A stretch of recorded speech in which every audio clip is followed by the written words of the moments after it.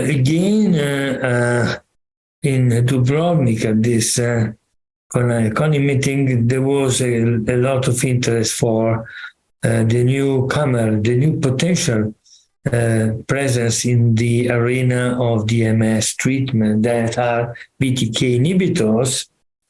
The reason why they are so interesting is because they have an action on the protagonist today of the pathophysiology of relapsing MS, that are the B cells, but at the same time, they also impact the innate immune system with some effects on microglia and innate immunity. So they act both inside and outside of the central nervous system. So there is a lot of interest to see if this combination of effects on both sides of the barrier may be resulting in a type of efficacy that extends from relapsing MS to progressive MS. A lot of BTK inhibitors are under scrutiny, and probably the first result will come next year in terms of phase 3 clinical trials, and we will have the opportunity then to have a bit more defined view on the role of these type of drugs, both in relapsing and in progressive MS.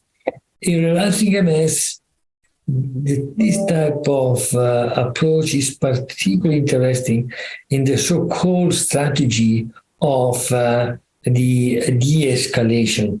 Today we use a lot monoclonal antibodies, but also cladribine, that are very powerful drugs that are able to reshape the immune system in order to look at the possibility to modify the immunological dysfunctions that characterize the disease. So an open question is if after this reshaping, the immune system will become more responsive to disease-modifying treatment, and particularly to disease-modified treatment that have a good profile in terms of safety and tolerability, so that they can be used for a very long time.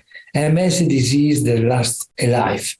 So when we start a treatment, it's not the matter to have a result for a few days, few weeks, a few months, or few years. It's a matter to think about the impact on the long term. And this drug may offer such an advantage in terms of good combination of safety and efficacy. But we need, of course, phase 3 trials, both in relapsing and in progressive MS.